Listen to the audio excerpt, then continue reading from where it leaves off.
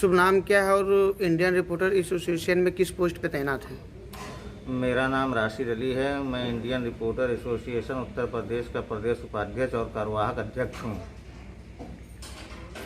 Sir, अभी हाल ही में ये जो कानपुर के इंडियन रिपोर्टर एसोसिएशन जिला अध्यक्ष राजेंद्र गुप्ता के ऊपर घटना घटित हुई है, इसका पूरा प्रकरण क्या है?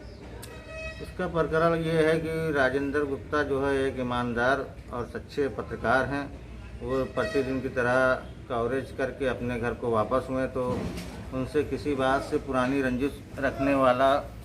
एक उत्तर प्रदेश पुलिस का सिपाही जिसका नाम अनुपम गुप्ता है, वो अपने 5-6 लफंगे साथियों के साथ में उनके घर पर चला आया और घर में घुसकर राजेंद्र गुप्ता को बुरी तरीके से मारने पीटने लगा। उसका पूरा प्रयास राजेंद्र गुप्ता को जान से मारने का था, मगर किसी प्रकार से राजेंद्र गुप्ता ने अपने आप को बचाया और फिर स्थानीय थाना कल्याणपुर को इसकी सूचना दी। कल्याणपुर थाने की पुलिस ने इस संबंध में राजेंद्र गुप्ता का मेडिकल कराया और फिर जो है पुलिस के सिपाही अनुपम गुप्ता के विरुद्ध हल्की धाराओं में एनसीआर दर्ज करके पत्रकार को बहलाने का काम किया है। सर, क्या कार्रवाई चाहते हैं आप? कार्रवाई इसमें यह है कि जिस प्रकार से घर में घुसकर हमला किया गया, जानलेवा हमला, उनके नाक पे चोट आई है, उनके चेहरे पे चोट आई है, इससे ये पूरा महसूस हो रहा है कि उनको जान से मारने का प्रयास किया गया है, मगर किसी प्रकार ईश्वर ने उनको बचा लिया। अब उसमें कार्रवाई यही होनी चाहिए कि जो इरादतन हत्या का जो धारा बनती है, जैसे 307, उस धारा के हिसाब से इस दोषी पुलिसकर्मी के ऊपर मुकदमा पंजीकृत होना चाहिए और उसको तत्काल नौकरी से बर्खास्त करते हुए गिरफ्तार करके उसको जेल भेजना चाहिए, जिससे कि पत्रकार अपना काम आज़ादी के साथ में कर सके, स्वतंत्र होकर। सर, आपके और आपके संगठन की क्या मांगे हैं? हमारे संगठन की मांग ये है, जो हमने अपने देश के सभी प्रांतों के अध्यक्ष और महासचिव से चर्चा वार्ता की है, उन लोगों में भारी पैमाने पर रोष है प्रशासन और उत्तर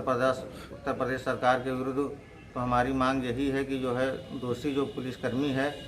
जैसा कि माननीय मुख्यमंत्री उत्तर प्रदेश योगी आदित्यनाथ और प्रधानमंत्री नरेंद्र मोदी जी का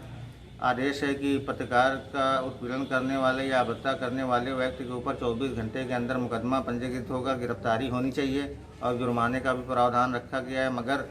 उसका जो है माहौल उड़ाते हुए यूपी सरकार के अधिकारी और पुलिसकर्मी आए दिन पत्रकारों का उत्पीड़न करते रहते हैं। आए दिन पत्रकार उत्पीड़न की घटनाएं सामने आती है। बहुत ऐसी घटनाएं हैं जिसमें पत्रकारों की जान भी चली गई है, मगर सरकार इसको गंभीरता से नहीं ले रही है। हमारा प्रयास है, हमारे संगठन की मांग ये है कि पत्रकार जो राष्ट्र का चौथा स्तंभ होता है, जिस सम्मान का वो हकदार है, उस सम्मान उसको मिलना चाहिए और पूरी स्वतंत्रता के साथ में पत्रकारों को काम करने के लिए इजाज़त मिलनी चाहिए। यदि अगर आपकी मांगें पूरी नहीं हुई, आपके हिसाब से कार्रवाई नहीं की गई, तो आपके संगठन द्वारा क्या रणनीति अपनाई जाएगी? कल मेरे द्वारा कानपुर नगर के डीआईजी डॉक्टर प्रतिविंदर सिंह को पत्र भी लिखा गया है और उनसे गुजारिश की गई है कि सख्त से सख्त कार्रवाई वो इस मामले में करें। अगर शीघ्र ही एसोसिएशन द्वारा की गई मांग पर सख्त कार्रवाई नहीं की जाती है तो हमारे जो अन्य प्रांतों के हमारे कार्यकारिणी के सदस्य हैं, हमारे पदाधिकारी हैं, वो सब अपने अपने जनपदों में विरोध प्रकट करने के लिए जिलाधिकारी के माध्यम से एक मांग पत्र राज्यपाल महोदय को भेजेंगे और अगर उसके बाद भी कार्रवाई नहीं होती है तो हमारे देश में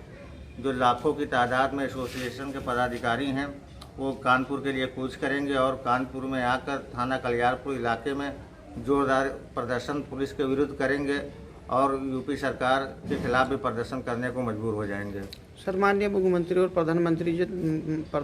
जी से क्या अपील करना चाहेंगे आप? माननीय मुख्यमंत्री और माननीय प्रधानमंत्री जी से यही अपील है कि जिस प्रकार से आपने जो है आदेश किया है कि पत्रकार का सम्मान होना चाहिए, तो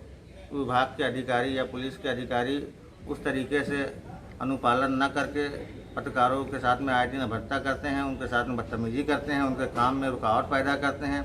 तो मेरी मांग यही है माननीय प्रधानमंत्री और माननीय मुख्यमंत्री जी से कि पत्रकार जो राष्ट्र का चौथा स्तंभ है, जो संविधान ने उनको जो है दर्जा दिया है, उस हिसाब से उनको आज़ादी के साथ में काम करने की छूट दी जाए, उनके काम में किसी प्रकार की भी बाधा न उत्पन्न की जाए, जिससे वो आज़ादी से अपने काम को अंजाम दे सकें।